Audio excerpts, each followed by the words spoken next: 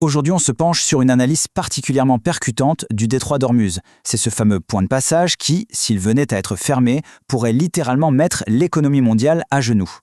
Pour explorer cette question, on va suivre le scénario développé par Scott Ritter, un ancien inspecteur en armement de l'ONU, aujourd'hui analyste militaire. On va décortiquer, pas à pas, sa vision des événements et les conséquences souvent brutales qu'il anticipe. Alors, par où tout commencerait ? D'après le scénario de Ritter, il y a un déclic bien précis, un incident qui mettrait le feu aux poudres.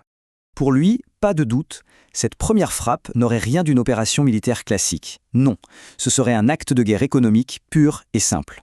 L'objectif, frapper l'Iran au portefeuille, le paralyser durablement et le pousser à une réaction qui serait, elle, dévastatrice. Et justement, cette réaction iranienne ne se ferait pas attendre. Selon son analyse, le message de l'Iran est clair depuis longtemps. Si notre économie doit s'effondrer, on ne sera pas les seuls. Ritter dépeint alors un scénario de riposte massive.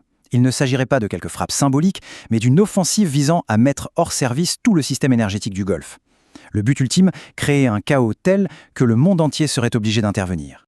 Mais l'escalade, d'après lui, ne s'arrêterait pas au pétrole et au gaz. Le conflit s'étendrait très vite à la ressource la plus précieuse de toutes dans cette région désertique, l'eau. Et ce chiffre, 75%, illustre une vulnérabilité absolument critique mise en avant par Ritter.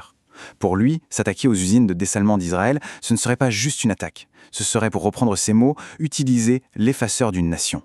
Tout ça nous ramène au point névralgique, le centre de la crise, le détroit d'Ormuz lui-même.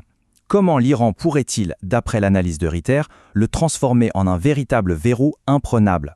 Eh bien, Ritter décrit une stratégie en 3 étapes quasi imparables. D'abord, un rideau de missiles quasi imperçable. Ensuite, une guérilla navale avec des vedettes rapides et des mines.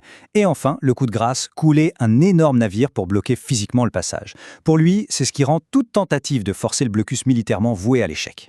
Et pour vraiment sécuriser la zone, son analyse est sans appel. Il faudrait une invasion terrestre, massive du territoire iranien. Une opération d'une ampleur, dit-il, que même les États-Unis ne pourraient tout simplement pas mener. Et pendant que tout ça se jouerait dans le Golfe, un autre front s'ouvrirait au nord, au Liban. Et là aussi, Scott Ritter brosse le portrait d'un bourbier quasi certain pour Israël. Il utilise une analogie assez parlante, celle de l'ordinateur, pour expliquer ce qu'il voit comme une erreur d'analyse majeure d'Israël.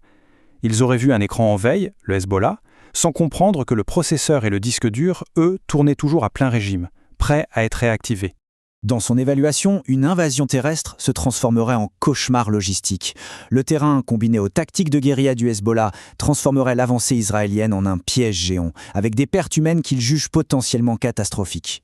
On arrive maintenant à la conclusion de l'analyse de Ritter, et c'est sans doute la partie la plus directe. Il livre un verdict sans aucun filtre sur les acteurs de la région, et il est vraiment important de noter que ce qui suit, ce sont ses mots, ses citations directes. Sa critique des monarchies du Golfe est particulièrement virulente. Il les voit comme des entités presque illégitimes, dirigées par des familles plutôt que par des peuples, et qui auraient, selon lui, largement contribué à créer cette situation explosive. Il dresse ensuite un parallèle très cru entre ce qu'il perçoit comme 2 cultures du combat. D'un côté, les soldats des forces de défense israéliennes, et de l'autre, les combattants du Hezbollah, qu'il décrit comme étant bien plus aguerris et déterminés.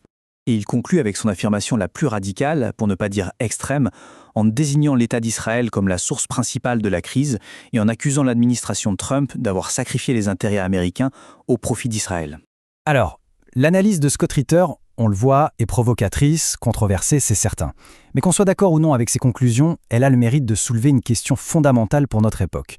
À l'heure de la mondialisation, est-ce qu'un conflit, même régional, peut encore exister sans avoir des répercussions absolument mondiales ?